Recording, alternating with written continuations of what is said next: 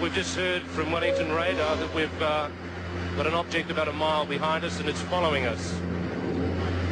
Let's hope they're friendly. The Kaikoura Lights incident happened in 1978, and still people are talking about it. Could the Kaikoura Lights be extraterrestrial? Unidentified flying objects behind us. That's it right there! That's a UFO! Someone can confirm what the This one's true. My Kaikoura! Yeah, this one's true. The alien. Because who doesn't have aliens?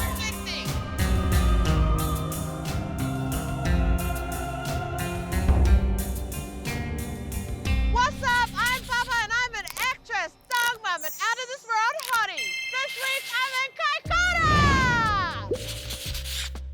A place known for crayfish, seals, and aliens? UFO sightings have been occurring in Aotearoa since the early 1900s. Even in Kaikoura, there are still reports being made before and after December 1978. So what makes the Kaikoura Lights incident so important? Well, it's caught on radar and on camera. We can see them, but it's just about impossible to film them. So why do I want to investigate the Kaikoura Lights incident? Because who doesn't love aliens? Maybe the media. That's why aliens are always presented as mysterious and dangerous. But what if they're not? What if they were following that plane to pull a prank? Then I want to hang out with them. And maybe we should step up our representation of aliens and brown people. On December 21st, 1978, a small crew were flying this aircraft across the Kaikoura coast when all of a sudden a strange light started following them. This UFO appeared on the plane's radar and the radar of Wellington air traffic controllers. News spread fast, and 10 days later, when the plane flew the same route over the Kaikoura coast, there was an Australian news crew on board. The news crew only wanted to film a reenactment of the UFO sighting, but they were blown away when the mysterious light returned and chased the aircraft a second time. They caught it all on camera, and the UFO was again detected on radar. The New Zealand Air Force investigated and had unexplained blimps on their radar. The Muldoon government was like, there's a simple explanation. But in previously classified documents, we found out that no one can confirm what the lights are. So, aliens? Let's go ask my friend Paul. This is Paul Davidson, a documentary filmmaker who interviewed everyone aboard the Argosy aircraft that night. He's a Blenheim local who runs the Argosy Trust, an organisation that restores and displays historic aircrafts. So, my friend Paul, where are we? Well, here we are on board the Argosy aircraft, and it has a certain amount of fame because this is the aircraft that was involved in the world-famous Kaikoura UFO incident. Wait, guys, look! Cockpit! Ooh. Okay, I heard something about an alien suit, a party. What's the deal there? Well, there is a modest amount of fame here because UFOs visited the aircraft, or so some people believe. So every 10 years after that, we mark that event, hoping that perhaps the aliens will come back. But so far, all the attendees, as far as we can tell, are terrestrials.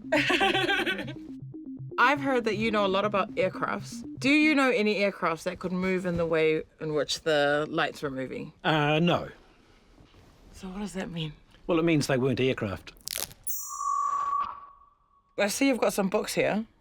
Why have you brought those along? Well, curious enough, two of the people on board the aircraft that night actually wrote books about it. One was the reporter, Quentin Fogarty, who wrote very much a journalist book. The other book is from Captain Bill Startup, who was the captain of the aircraft. It's a great reference material because it records the flap settings and the speed they were going, and it tells you exactly what happened from a pilot's point of view. It's an alien, I swear. I swear it's an alien.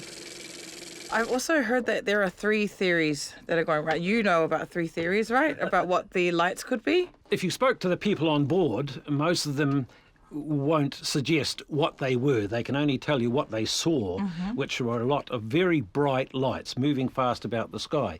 I have a strong target at 12 o'clock to you at 20 miles. Roger, we have that one also, and quite a good visual display at the moment. It's showing light. It looks like a collection of lights. That was supported by radar operators in Christchurch and Wellington and the radar on board the plane itself. Any explanation for what the lights might have been falls down on examination because it wasn't what they saw from the aircraft and it wasn't what the radar showed up. It remains an enduring puzzle. There's a theory that the lights were moonlight reflecting off cabbages. What do you say to that?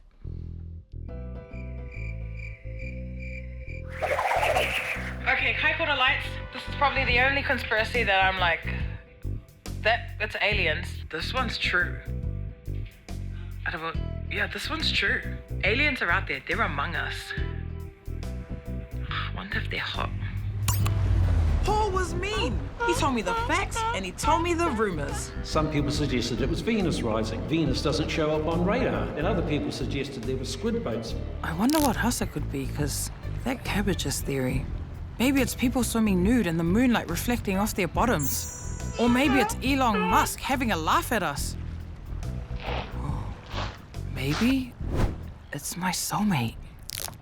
I know Paul said the other theories are fake, but I just had to test one. Cabbages plus moonlight equals potential aliens. Oh, and other vegetables. In case there's an alien whānau and we need to feed heaps. Okay, so we've got a fake moon provided by Luke, because obviously I don't own the moon, so I can't bring it down myself. Guys, is it reflecting?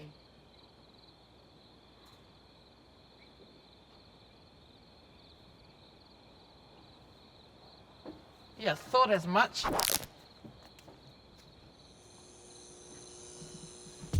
Okay, so I've watched the videos, I've talked to Paul, I tested cabbages, but I'm still not sure what to believe. Makes sense to me that other beings want to make contact with us. We connect with non-humans all the time. Friday! Hi, buddy! Yeah, I need to talk to an expert. So we're here with Matt, the conspiracy guy. Can you let us know who you are? So I'm Matt Williams. I teach at the School of Psychology at Massey University, and I do research on misinformation and conspiracy theories. Why do you think that conspiracy theories about aliens and UFOs are so popular? Well, I think part of the answer is that stories about aliens and UFOs are popular in general, right? And after all, a conspiracy theory is just a type of story. So when we're presented with information, how can we make sure that it's credible? So one thing that people aren't aware of is that there's a site called Google Scholar. What you can do is you can plug search terms into Google Scholar and see what the academic research says. And that information often says something quite different than what you might see on social media or even mainstream media. Do you think that aliens exist? Look, it's not my research area, right? I just do research in psychology, but there might well be life somewhere out there, maybe even intelligent life. But the thing is, the universe is a huge, huge place, and if aliens exist, they might be a very, very long way away from us. So far away, but they could be so close, eh? They might That's how be. people think, yeah. Probably really, really far away. He's a joker.